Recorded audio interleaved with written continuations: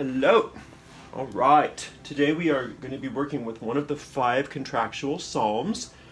Many of us that use psalms in magic call them that. They're Psalm 23, 24, 27, 46, and 91.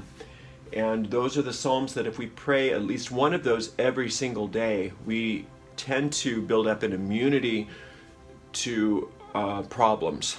Now, that's not to guarantee that you'll never have problems, but a lot of those problems that we tend to be plagued with over and over and over again seem to start to melt away, and they're not as common. So I invite you to try that. Today we're going to be working with Psalm number 27, which is called the Psalm of Transmutation. And it's one of the psalms that can be used if you have a seemingly insurmountable difficulty. So if you have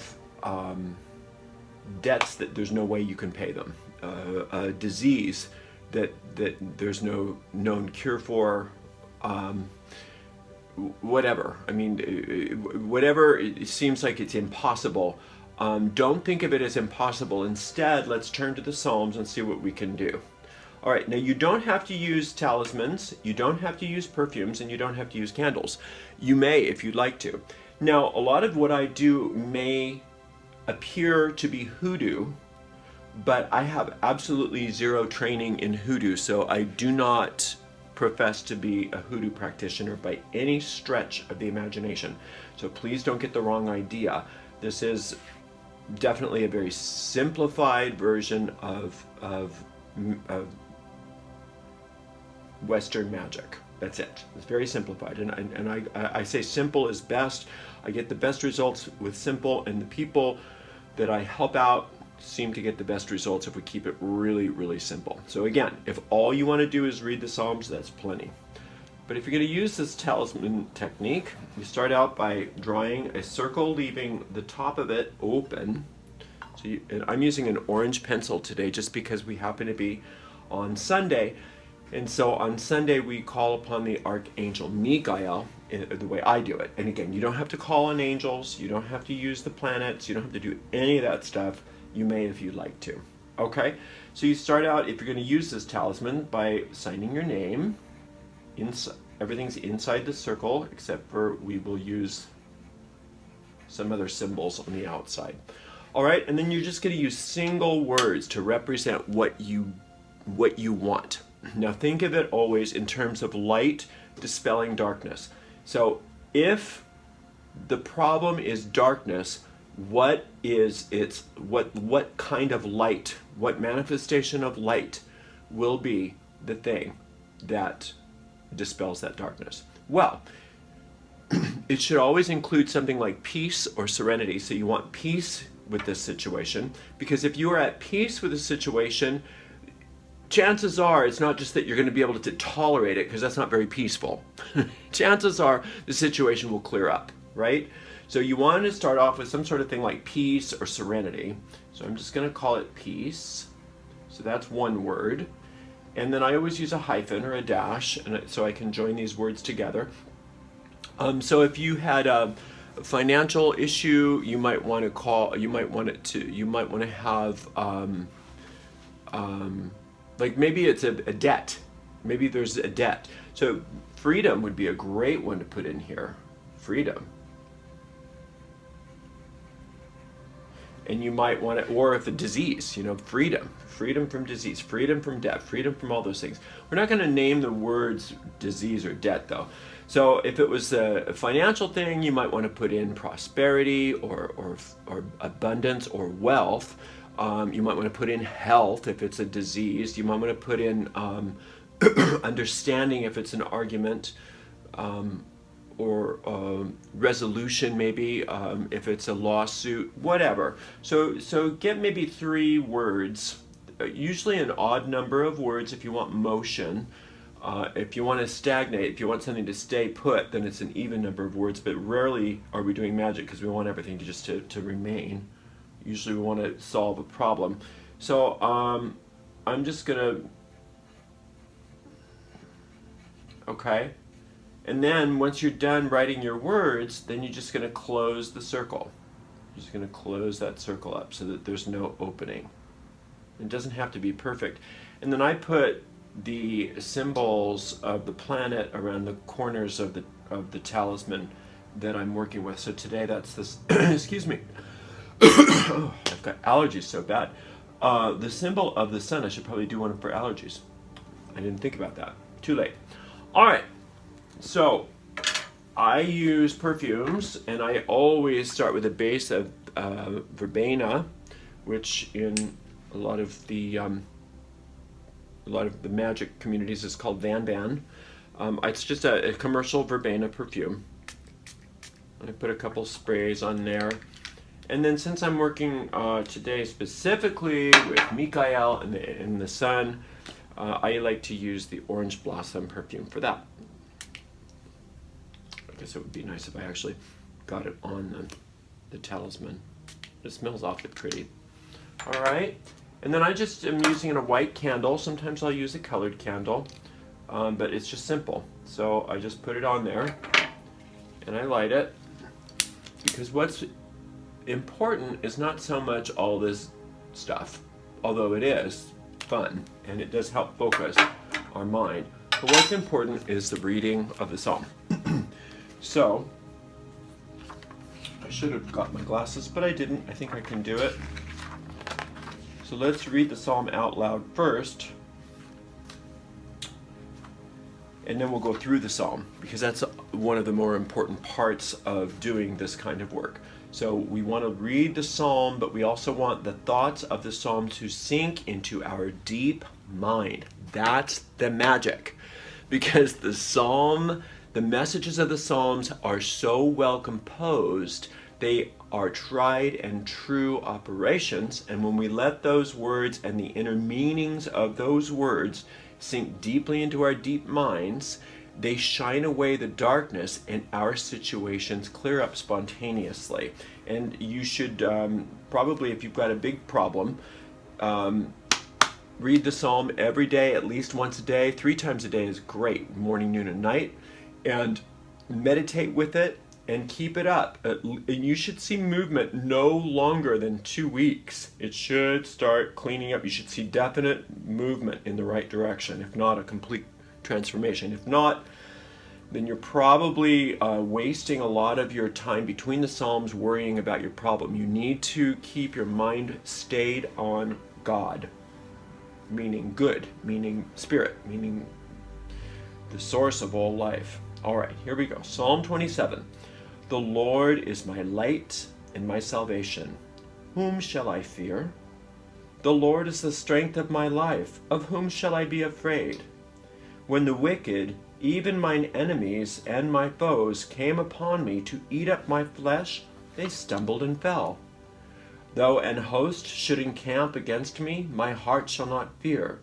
Though war should rise up against me, in this will I be confident. One thing have I desired of the Lord, that will I seek after, that I may dwell in the house of the Lord all the days of my life, to behold the beauty of the Lord and to inquire into his temple. For in the time of trouble he shall hide me in his pavilion. In the secret of his tabernacle shall he hide me, and he shall set me up upon a rock. And now shall mine head be lifted up above mine enemies round about me. Therefore will I offer in his tabernacle sacrifices of joy. I will sing, yea, I will sing praises unto the Lord. Hear, O Lord, when I cry with my voice. Have mercy also upon me, and answer me. When thou saidst, seek ye my face, my heart said unto thee, thy face, Lord, will I seek. Hide not thy face from me.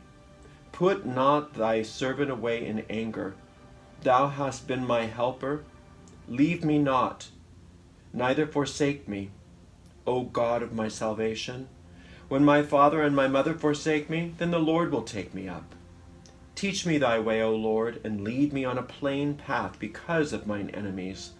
Deliver me not unto the will of mine enemies, for false witnesses are risen up against me, and such as breathe out cruelty. I had fainted unless I believed to see the goodness of the Lord in the land of the living. Wait on the Lord, be of good courage, and ye shall be strengthened in thine heart. I say, wait upon the Lord. Well, I better go get my glasses because I want to go through this. And if you make a couple of mistakes when you're reading like I did because you didn't have your glasses on, I promise it won't matter. Okay, so now let's just sit and let these truths sink in and take the place of whatever the problem is that we are treating.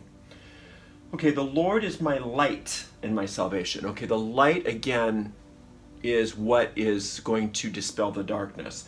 Salvation means the deliverance from whatever the problem is, the answer to your problem, the answer to your prayer. So if you have poverty, then financial abundance is your salvation, most possibly, right? If you have a disease, then health of body is your salvation, most possibly, etc., etc., etc. If you're in prison, then freedom is your salvation. The Lord is my light and my salvation. Whom shall I fear? Meaning, one with God is a majority. How can you worry about anything when omnipotence is your salvation? There's nothing to oppose it. The Lord is the strength of my life. And when you think of strength, in this case, think of stronghold. He's the Lord, the being of good, the fount of all life, the prime cause of all things, is your stronghold. It's your fortress. It's the thing that is completely giving you safety and strength. Of whom shall I be afraid? I mean, what could possibly make you afraid if you have omnipotence backing you up? When the wicked, even mine enemies and my foes, came upon me to eat up my flesh, then they stumbled and fell. So the wicked and enemies and foes, yes, they can manifest as people. They can manifest maybe as spirits or whatever, but no. What we're talking about here is the thoughts inside your consciousness that are not good for you. These will stumble and fall. They will be taken care of. Though an host should encamp against me, my heart shall not fear. Though war should rise up against me, in this will I be confident. When we have major problems, we may indeed be victimized. I'm not saying that we're not. But if there are thoughts within our consciousness that are keeping those things alive, that are not healthy to overcome such things, those are the main wars that rise up against us. Is the wars within our own minds.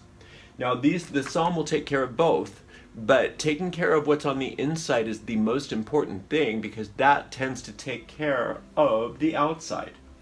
One thing have I desired of the Lord, that will I seek after, that I may dwell in the house of the Lord all the days of my life. Okay, so the house of the Lord in our context means being in his presence. And his is not a sexist term in this case, because God in what we're talking about here means father and mother, but it is one. It is one force. It is one prime cause. There is nothing to oppose it.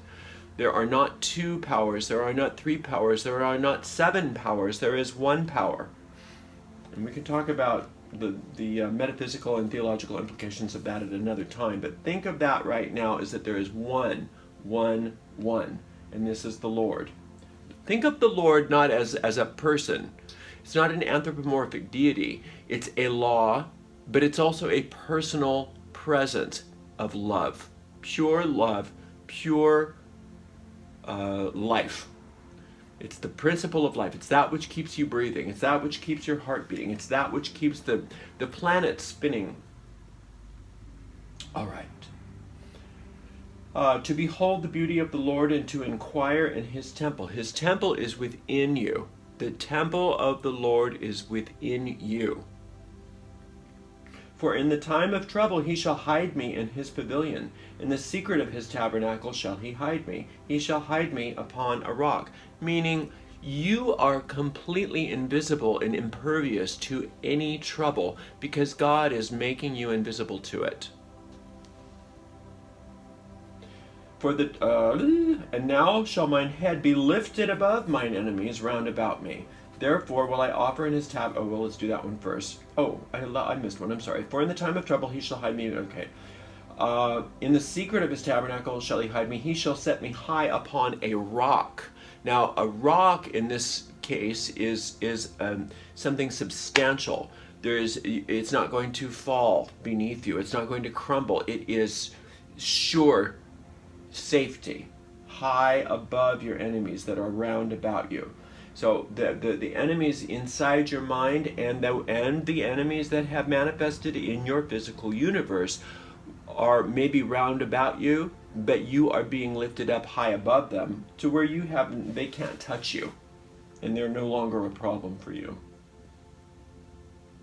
Therefore will I offer in his tabernacle sacrifices of joy. I will sing, yea, I will sing praises to the Lord. So, yes, you may sing. You may physically sing. Absolutely, you may sing praises to God if that is how you're inclined. But this means that your focus is no longer on your enemies round about you. Your focus is on joy.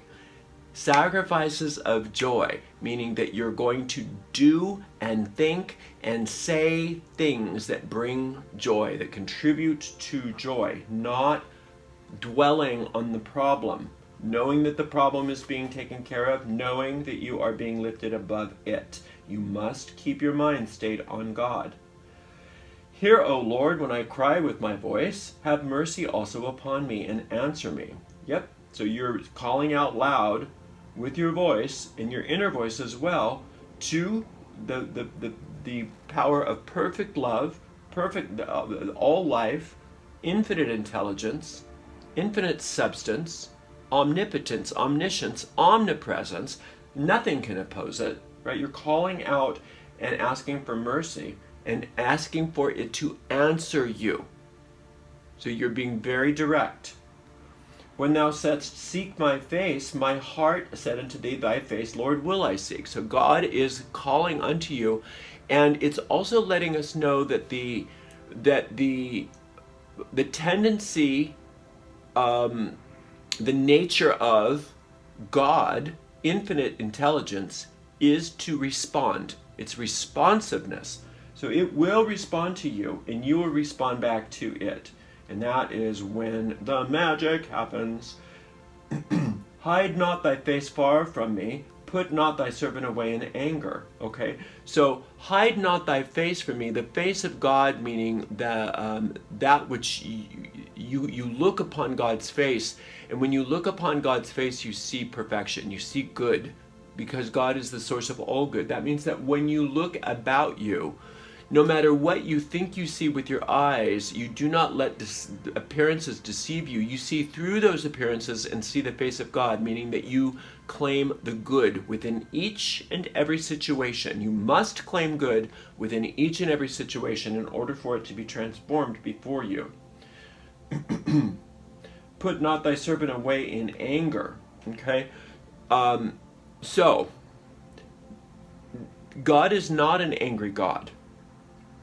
And the only way that the servant would be put away in anger is if the servant himself brought anger, right? So if you recognize that anger is never justified, that anger is not the way to solve your problems, you won't indulge in it, and therefore you won't have anger be part of your experience. Thou hast been my help. Leave me not, neither forsake me, O God of my salvation. Now, God's not going to forsake you, but telling him that, asking him that, claiming that is reminding you that God is there, will not forsake you because you are not forsaking him. God of my salvation, reminding yourself that the salvation in your situations is at hand. When my father and my mother forsake me, then the Lord will take me up. and again, this is a symbolism. We're not saying that your mother and father actually forsook you. We're just saying the worst thing that could happen in this world, and it has happened to many people, is having their parents turn their back on them, to forsake them, right? That's a horrible thing to have happen in this world. But you know what? It doesn't matter. Because your earthly parents and your celestial parents are two different things. Because your celestial father, in this case, your celestial father and mother, the principle of life, cannot and will not forsake you, and you put your focus on that. Teach me thy way, O Lord, and lead me on a plain path because of mine enemies. Okay, so we are confessing that we have come here into this situation because of our enemies, right? And now we are asking to be taught and led on a very clear, simple, straight, plain path onto the road of, in this case, of salvation. Salvation, again, meaning the solving of your problem. Deliver me not over unto the will of mine enemies, for false witnesses are risen up against me, and as such breathe out cruelty. And again, in the King James Version, it's similar to lead us not into temptation. Well, God's not going to lead you into temptation. God's not going to lead you. God's not going to deliver you into the will of your enemies. It's a way of saying, deliver me out of the will of my enemies. Take me away from the will of mine enemies. False witnesses. That's, again, every lie that you say to yourself is the most important false witness that we are being delivered from. All the lies. I don't have enough money. Nobody loves me. I suck. I made another mistake. I'll never make it. I'm not good enough. I'm not smart enough. I'm too overweight. I'm too old. Whatever those lies are, I'm a bad person. I deserve this. I deserve what I get. What I did is unforgivable. Whatever it is, those are the lies. Those are the false witnesses. And as such, breathe out cruelty. You will never be more cruel to another person as you are to yourself. So we are being asked to be delivered from your own cruelty, as well as the cruelty of people about you. I had fainted unless I believed to see the goodness of the Lord in the land of the living.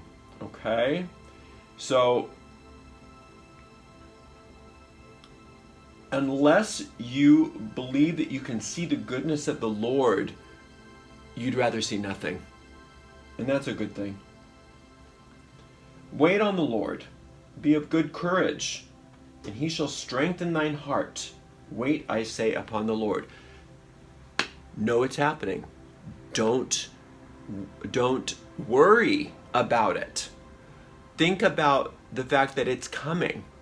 Wait on the Lord doesn't mean have patience because one day after you die everything will happen. It means it's happening now. You plant a seed into the ground and you wait on it. You wait on it to blossom. You wait on it to bring forth its fruit, right? And you're planting seeds, and they are taking root, and they are coming forth. And every time you pray the psalm, you're planting those seeds again and again into your deep mind. And seeds bring fruit after their own kind.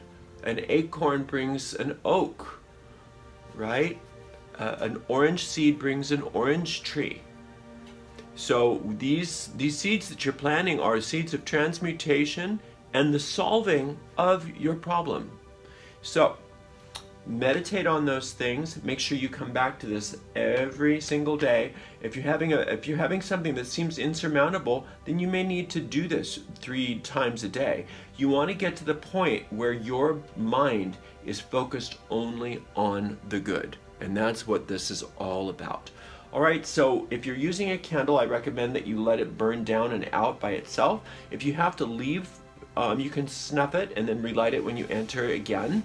That won't hurt anything, and none of this will make or break your work. It's just the psalm and the meditating on the words of the psalms and their inner meaning and what they mean to you personally in this particular situation is what's important. Please come back to the Psalms every single day. Remember those 5 Psalms, 23, 24, 27, 46, and 91 are the ones that you should be working with every single day. You don't have to work with all 5 every day, but make sure that you include at least one of those into your daily work, as well as all the other Psalms, the other 145 Psalms, which each have their own special meanings, and we'll get to each one of them in turn. Thank you so much for tuning in, and I really love you, and I am including you in my work today, and I know that all of your problems are being solved and that your life is becoming more joyful. So when this is burned down and out, you want to make sure to take the talisman and put it somewhere where it can be laid face up like this. In a drawer is fine. Try not to put anything on top of it, and it will continue to broadcast. You want to make sure that you only have 3 of these going every day, and at any one time, excuse me. And then when you are ready to release this, maybe after you've had if you have like 3 of these going, you want to do another one, take the one that you're ready to release and just rip it, just tear it.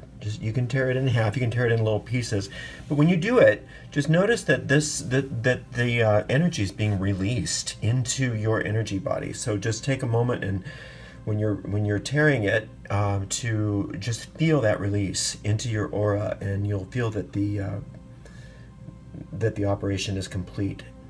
And it's a beautiful thing.